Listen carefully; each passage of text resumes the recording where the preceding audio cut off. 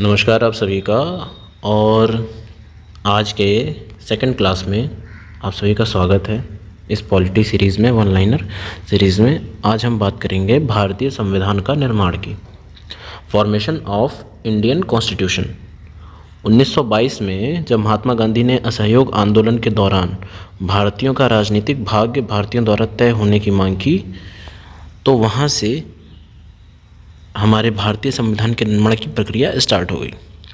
पंडित जवाहरलाल नेहरू ने 1938 में तथा कांग्रेस कार्य समिति ने 1939 ईस्वी में भारतीयों की संविधान सभा की मांग की। ब्रिटिश सरकार ने कैबिनेट मिशन को मार्च 1946 को भारत भेजा और कैबिनेट मिशन प्लान में घोषणा की गई कि भारत एक संघ होगा जो ब्रिटिश भारत तथा देसी रियासतों से मिलकर बनेगा। कैबिनेट मिशन योजना के अंतर्गत 2 सितंबर 1946 को पंडित जवाहरलाल नेहरू के नेतृत्व में एक अंतरिम सरकार की स्थापना की गई। अंतरिम सरकार में तत्काल मुस्लिम लीग को शामिल नहीं किया गया, लेकिन 26 अक्टूबर 1946 को अंतरिम सरकार का पुनर्गठन हुआ और उसमें मुस्लिम लीग के 5 सदस्यों को मंत्रिपरिषद में शामिल किया गया। अंतरिम मंत्रिपरिषद वास्तव में वायसराय की कार्यकारिणी परिषद थी और जिसका अध्यक्ष पद लॉर्ड माउंटबेटन को और तथा उपाध्यक्ष पद पंडित जवाहरलाल नेहरू को दिया गया। कैबिनेट मिशन योजना के तहत भारतीय प्रांतों जो ब्रिटिश भारत के अंतर्गत थे उनके लिए 296 सीटों का चुनाव जुलाई 1946 में संपन्न हुआ। प्रांतों के 296 स्थानों के लिए सामान्य 213, मुस्लिम 79 और सिख 4 सदस्यों का आवंटन था। जो 296 स्थानों के लिए प्रांतों में चुनाव होना था उनमें सामान्य की जो सीट थी वो 213 थी, 213 और मुस्लिमों की 79 थी और सिख की 4 थी।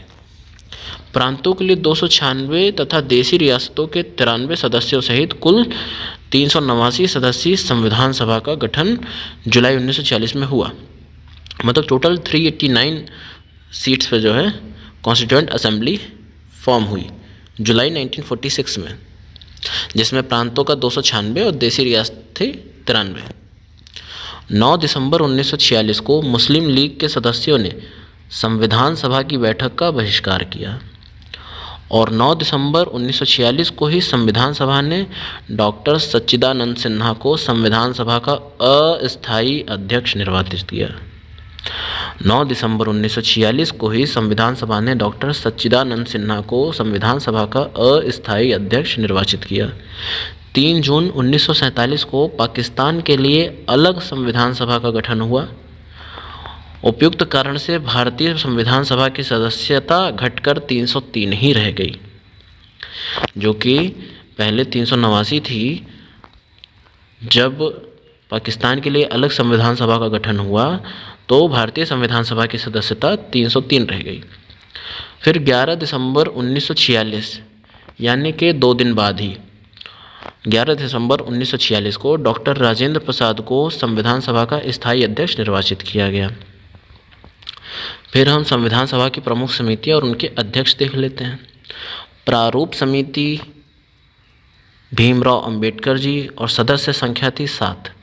प्रारूप समिति यानी कि ड्राफ्टिंग कमेटी के अध्यक्ष थे बाबा साहब भीमराव अंबेडकर और ड्राफ्टिंग कमेटी में कुल सदस्य थे 7। संघ संविधान समिति के अध्यक्ष थे पंडित जवाहरलाल नेहरू और सदस्यों की संख्या थी 15। प्रांतीय संविधान समिति के अध्यक्ष थे सरदार वल्लभ भाई पटेल और सदस्यों की संख्या थी 25। झंडा समिति के अध्यक्ष थे आचार्य JB कृपलानी। कार्य संचालन समिति के अध्यक्ष थे कन्हैयालाल मणिकलाल मुंशी और सदस्य की संख्या थी 3। संघ शक्ति समिति के अध्यक्ष थे पंडित जवाहरलाल नेहरू, सदस्यों की संख्या थी 9। प्रारूप समीक्षा समिति के अध्यक्ष थे अल्लादी कृष्णा स्वामी अय्यर और सदस्य की संख्या थी 9। कच्चा प्रारूप समिति के अध्यक्ष थे वेनेगल नरसिंह राव और सदस्य संख्या थी 4। मूल अधिकार एवं अल्पसंख्यक समिति के अध्यक्ष थे सरदार वल्लभ भाई पटेल और इसमें सदस्यों की संख्या थी 54, जो कि सबसे ज़्यादा सदस्य थे। फिर प्रारूप समिति के सदस्यों के कुछ नाम जानने की कोशिश करते हैं यहाँ पर हम। पहला था डॉक्टर भीमराव अंबेडकर, जो कि अध्यक्ष थे। दूसरे सदस्य थे एन गोपाल स्वामी अयंगर। तीसरे के एम मुंशी थे। चौथे आल्हादी कृष्ण स्वामी अय्यर थे। पाँचवें सैयद मोहम्मद सदुल्ला थे। छठे बी एल मित्र थे और सातवें टी पी खेतान थे। बाद में बी एल मित्र के स्थान पर एन माधवराव तथा डी पी खेतान की मृत्यु के पश्चात टी टी कृष्णामाचारी को प्रारूप समिति का सदस्य बनाया गया था। बी एल मित्र के स्थान पर एन माधवराव को और डी पी खेतान की मृत्यु के पश्चात टी टी कृष्णामाचारी को प्रारूप समिति का सदस्य बनाया गया।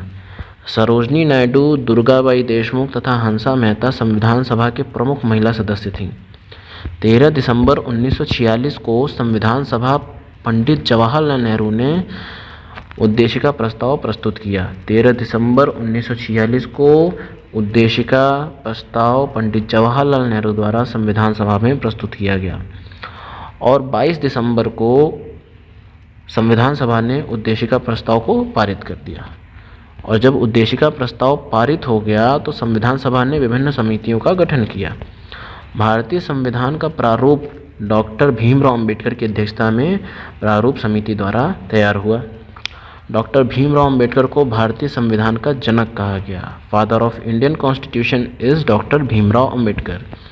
संविधान सभा के संवैधानिक सलाहकार थे sir B N Rau, Benegal Narsing Rau. प्रारूप समिति ने 21 फरवरी 1948 को संविधान सभा में संविधान का प्रारूप प्रस्तुत किया। संविधान सभा ने 26 नवंबर 1949 को संविधान को पारित किया। 26 नवंबर 1949 को उपस्थित 284 सदस्यों एवं अध्यक्ष ने संविधान के प्रारूप पर हस्ताक्षर किए, जिसमें महिला सदस्यों की संख्या थी 8। 26 नवंबर 1949 को जो 284 सदस्य उपस्थित थे और अध्यक्ष भी, उन्होंने जो ड्राफ्ट कॉन्स्टिट्यूशन था उस पर अपने साइन किए और उसमें साइन करने वालों में महिला सदस्यों की संख्या थी 8। 26 नवंबर 1949 को ही नागरिकता, निर्वाचन एवं अंतरिम संसद तत्काल प्रभाव से लागू हो गया। 24 जनवरी 1950 को संविधान सभा को विघटित कर दिया गया तथा इसे अंतिम संसद के रूप में परिवर्तित कर दिया गया। संविधान के जो शेष प्रावधान थे उनको 26 जनवरी 1950 को लागू किया गया। अब हम बात करेंगे भारतीय संविधान की प्रस्तावना के बारे में। प्रेम्बल्स ऑफ इंडियन कॉन्स्टिट्यूशन। भारतीय संविधान की प्रस्तावना में भारत को एक प्रभुत्व संपन्न, समाजवादी, धर्मनिरपेक्ष, लोकतांत्रिक गणराज्य बनाने के लिए तथा उसके समस्त नागरिकों को 3 प्रकार के न्याय हैं: सामाजिक, आर्थिक और राजनीतिक न्याय दिलाने, विचारों की अभिव्यक्ति, धर्म, विश्वास एवं पूजा पाठ की स्वतंत्रता, पद और अवसर की समानता प्रदान करने तथा सब में व्यक्ति की गरिमा एवं राष्ट्रीय एकता एवं अखंडता सुनिश्चित करने वाला बंधुत्व बढ़ाने के लिए दृढ़ संकल्प होकर अपनी इस संविधान सभा में आज दिनांक 26 नवंबर 1949 को एतद द्वारा संविधान को अंगीकृत, अधिनियमित और आत्मार्पित करते हैं। 26 जनवरी का दिन भारत में गणतंत्र दिवस के रूप में मनाया जाता है। संविधान सभा की जो अंतिम बैठक थी वो 24 जनवरी 1950 को हुई तथा उसी दिन संविधान सभा द्वारा डॉक्टर राजेंद्र प्रसाद को भारत का प्रथम राष्ट्रपति चुना गया। संविधान के प्रारूप पर 114 दिन तक बहस हुई तथा इसके निर्माण में 2 वर्ष 11 महीने 18 दिन लगे तथा इसमें 64 लाख रुपए खर्च हुए। संविधान सभा में अनुसूचित जनजाति की संख्या 26 तथा महिला सदस्यों की संख्या 9 थी।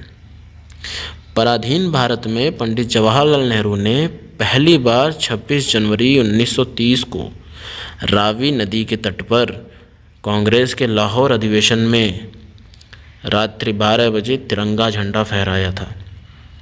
उपयुक्त दिन के यादगार में ही इसीलिए 26 जनवरी को गणतंत्र दिवस मनाया जाता है। भारतीय गणतंत्र के पहले राष्ट्रपति के उम्मीदवार के रूप में डॉक्टर राजेंद्र प्रसाद का नाम पंडित जवाहरलाल नेहरू ने ही प्रस्तावित किया था और सरदार पटेल ने इसका समर्थन किया था। प्रस्तावना के कुछ विशिष्ट तथ्य, फीचर्स ऑफ इंडियन कॉन्स्टिट्यूशन। जो प्रस्तावना है उसका एक प्रमुख पार्ट है प्रभुत्व संपन्न, यानी कि सॉवरेन है। प्रभुत्व संपन्न का अर्थ है भारतीय सीमा के अंदर भारत सरकार सर्वशक्तिमान है। दूसरा है धर्मनिरपेक्षता यानी कि सेकुलर। इसका अर्थ है कि राज्य किसी भी धर्म को अपनी तरफ से न ही प्रोत्साहित करेगा और न ही हतोत्साहित करेगा। राज्य का अपना कोई धर्म नहीं होगा। तीसरा है लोकतांत्रिक यानी कि डेमोक्रेटिक। इसका अर्थ है जनता के प्रतिनिधियों का शासन। कोई भी राजा का शासन नहीं होगा, जनता के प्रतिनिधियों द्वारा, जो जनता द्वारा चुने गए प्रतिनिधि हैं उनका शासन होगा। इससे रिलेटेड बहुत इम्पोर्टेंट वाद है केशवानंद भारती बनाम केरल राज्य का। केशवानंद भारती बनाम केरल राज्य मामले के उपरांत ही 42वां संविधान संशोधन किया गया और उसमें प्रस्तावना में समाजवादी, धर्मनिरपेक्ष और अखंडता जैसे शब्द प्रस्तावना में जोड़े गए। सोशलिस्ट, सेकुलर एंड इंटीग्रिटी जैसे शब्द प्रस्तावना में जोड़े गए। 1946 की अंतरिम सरकार की बात करते हैं। मंत्रिमंडल के सदस्य और विभाग। पंडित जवाहरलाल नेहरू उपाध्यक्ष थे तथा विदेशी मामले एवं राष्ट्रमंडल से संबंधित विभाग इनके पास था। सरदार वल्लभ भाई पटेल के पास गृह मंत्रालय था।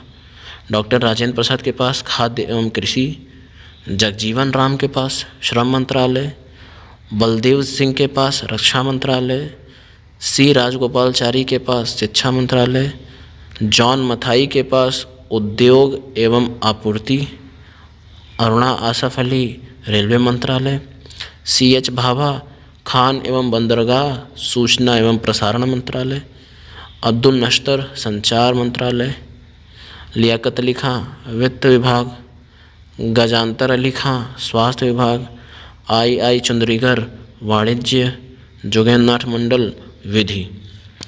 अब बात करते हैं संविधान की अनुसूचियों की। Schedules of Indian constitution. भारतीय संविधान लागू करने के समय इसमें 22 भाग, 395 अनुच्छेद तथा 8 अनुसूचियाँ थीं।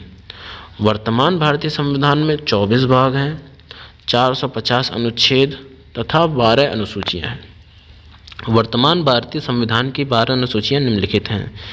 पहली शेड्यूल में संघ एवं राज्य क्षेत्र शामिल हैं। पहली अनुसूची में संघ एवं राज्य क्षेत्र।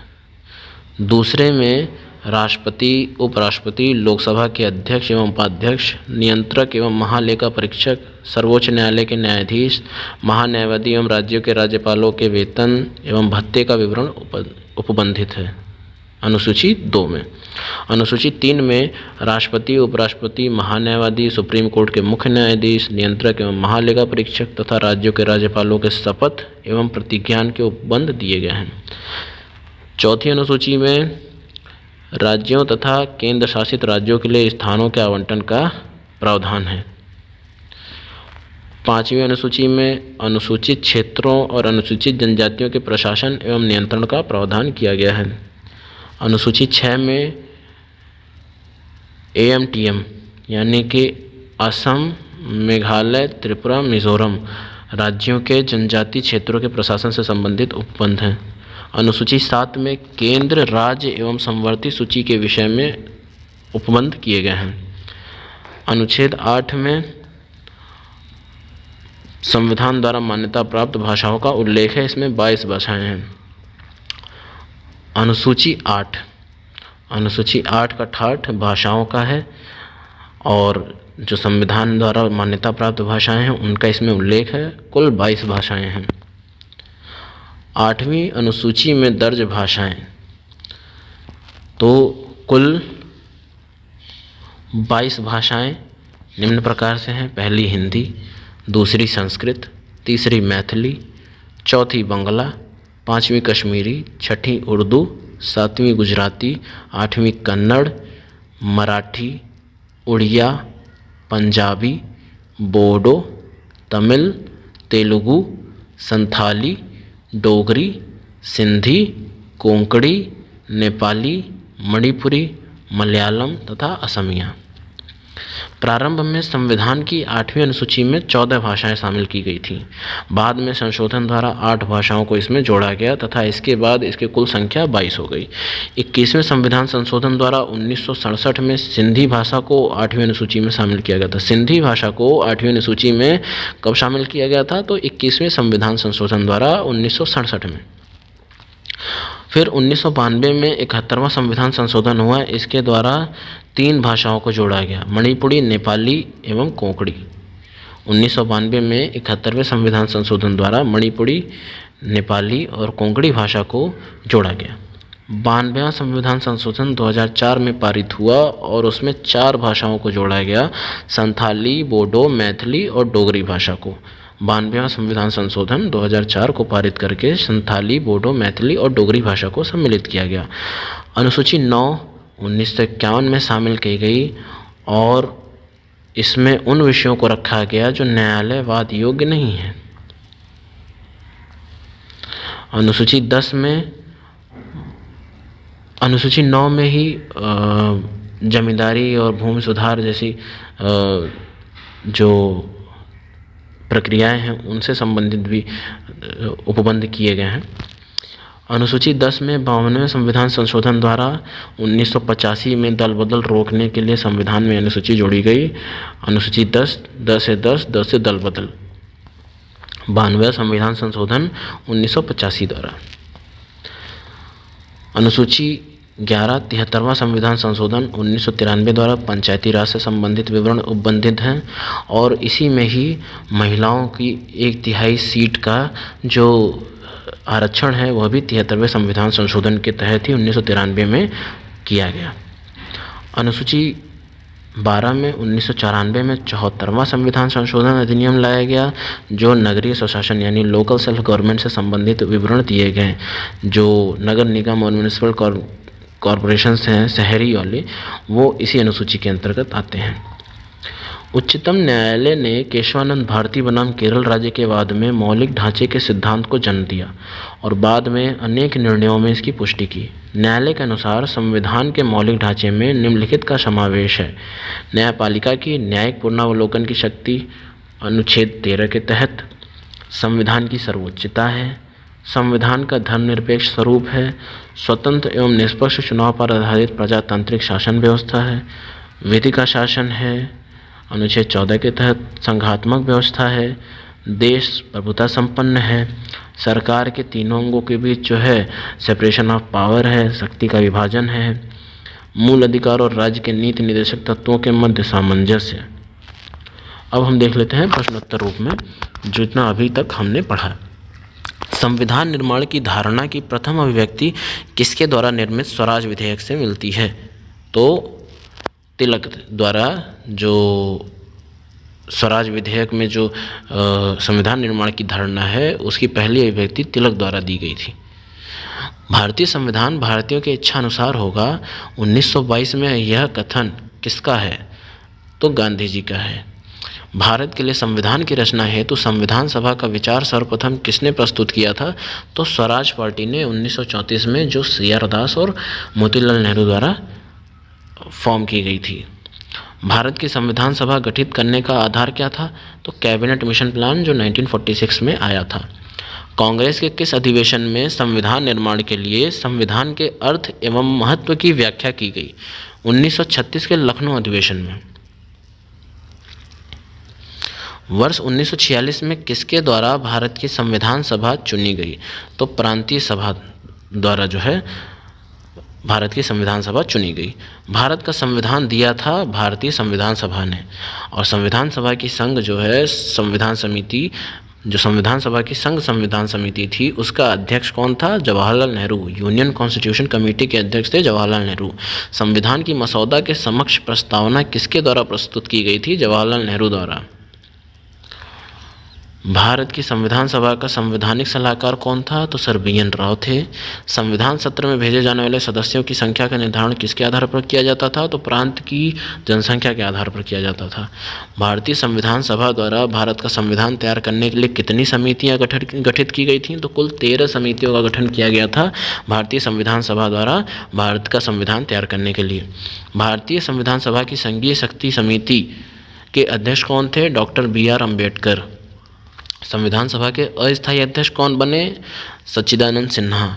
भारतीय संविधान सभा की पहली बैठक की अध्यक्षता किसने की थी? सच्चिदानंद सिन्हा ने। संविधान सभा ने अपना स्थायी अध्यक्ष किसे चुना था? डॉक्टर राजेंद्र प्रसाद को 2 दिन बाद यानी कि 11 तारीख को इनको चुना गया और 9 तारीख को सच्चिदानंद सिन्हा को चुना गया। भारतीय संविधान का प्रारूप तैयार करने वाली संविधान सभा के सदस्यों को विभिन्न प्रांतों की विधानसभाओं द्वारा चुना गया था। समग्र रूप से भारतीय संविधान कब लागू हुआ? तो 26 जनवरी 1950 को। संविधान का प्रारूप यानी ड्राफ्टिंग कब पूरी हुई थी? तो 26 नवंबर 1949 को संविधान का प्रारूप पूरा हो चुका था। संविधान सभा की प्रथम बैठक कब हुई थी? 9 दिसंबर 1946 को।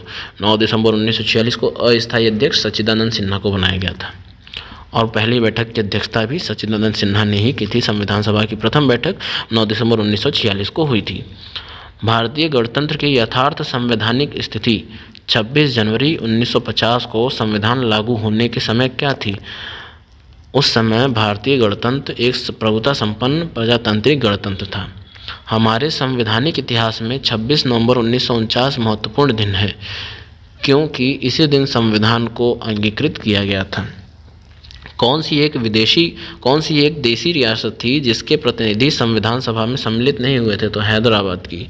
संविधान सभा में ब्रिटिश प्रांतों के 296 प्रतिनिधियों का विभाजन किस आधार पर किया गया था? तो सांप्रदायिक आधार पर किया गया था। संविधान सभा के सदस्यों में अनुसूचित जनजातियों के सदस्यों की संख्या कितनी थी? तो 3 अनुसूचित जनजातियों के सदस्यों की संख्या थी संविधान सभा में। संविधान सभा में महिला सदस्यों की संख्या कितनी थी?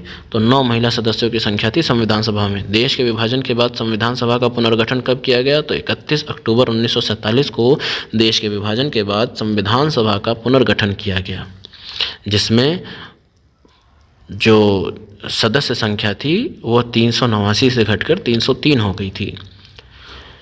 प्रारूप समिति ने अपनी रिपोर्ट संविधान सभा को कब पेश की? 21 फरवरी 1948 को।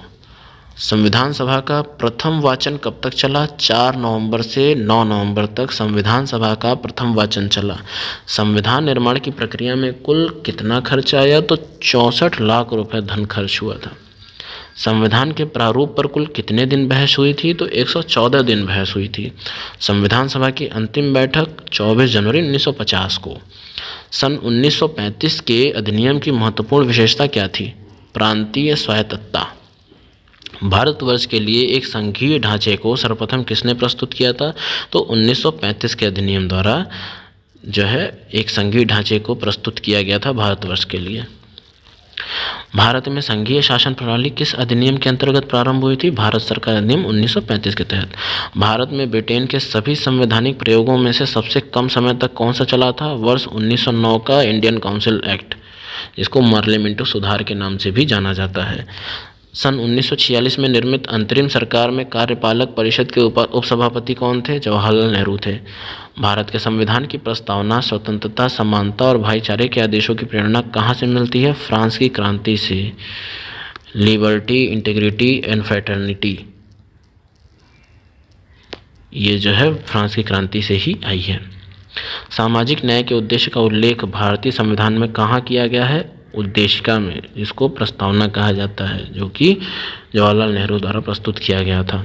संविधान की प्रस्तावना में भारत को किस रूप में घोषित किया गया है? तो भारत एक प्रभुता संपन्न लोकतांत्रिक गणराज्य है जहां समाजवादी और पंथनिरपेक्ष धाराएं चलती हैं। भारतीय संविधान की उद्देशिका में परिवर्तन किस संशोधन अधिनियम में किए गए थे? 42वें संविधान संशोधन अधिनियम द्वारा 1976 में भारतीय संविधान की उद्देशिका में परिवर्तन किया गया था और 42वें संविधान संशोधन को ही मिनी कॉन्स्टिट्यूशन की संज्ञा दी गई। संविधान की प्रस्तावना में भारत को क्या कहा गया? संविधान की प्रस्तावना में भारत को सर्वसत्ताधारी समाजवादी धर्मनिरपेक्ष लोकतांत्रिक गणराज्य कहा गया। समाजवादी, धर्मनिरपेक्ष एवं अखंडता शब्द का समावेशन संविधान के किस संशोधन द्वारा संविधान की उद्देशिका में किया गया था? तो 42वें संविधान संशोधन द्वारा 1976 में। भारत के संविधान में सामाजिक न्याय के उद्देश्य को कहाँ मुखरित किया गया है? प्रस्तावना में। भारतीय संविधान की प्रस्तावना पहली बार कब संशोधित हुई थी? 42वें संविधान संशोधन द्वारा। भारत में राजनीतिक शक्ति का स्रोत है हम लोग अर्थात जनता। भारत में राजनीतिक शक्ति का स्रोत है जनता।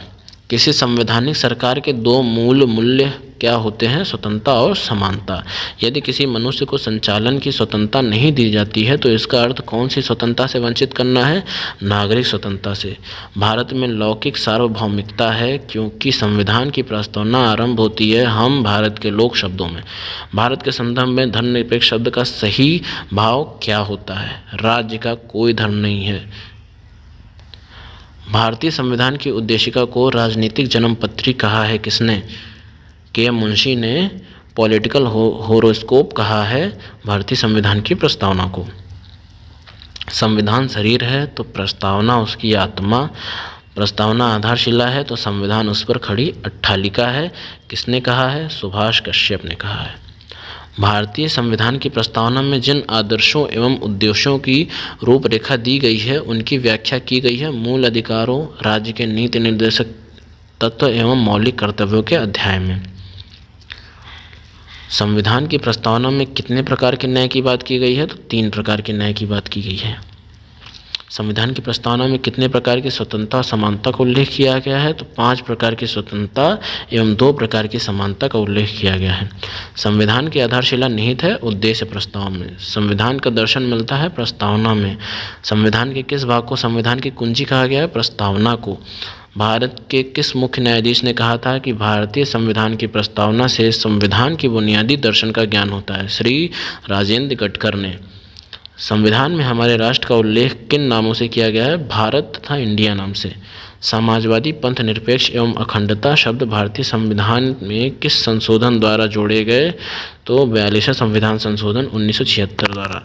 यहाँ पे करेक्शन कर लीजिएगा, भारतीय संविधान संशोधन जो है ये आपका 42वें संविधान संशोधन द्वारा जोड़ा गया।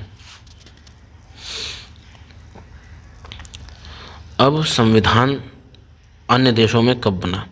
तो संयुक्त राज्य अमेरिका का संविधान सबसे पहले बना आपका 1787 में और फिर 1789 में लागू हो गया। स्विट्ज़रलैंड का संविधान बना 1874 में। आयरलैंड का संविधान बना 1937 में। जापान का संविधान बना 1946 में और पश्चिमी जर्मनी का संविधान बना 1958 में। तो आज ये क्लास यहीं ख़त्म होती है। उम्मीद करते हैं आपको क्लास अच्छी लगी होगी। अगर अच्छी लगी तो कृपया लाइक करें और सब्सक्राइब करें और अपना सुझाव अवश्य दें और किस प्रकार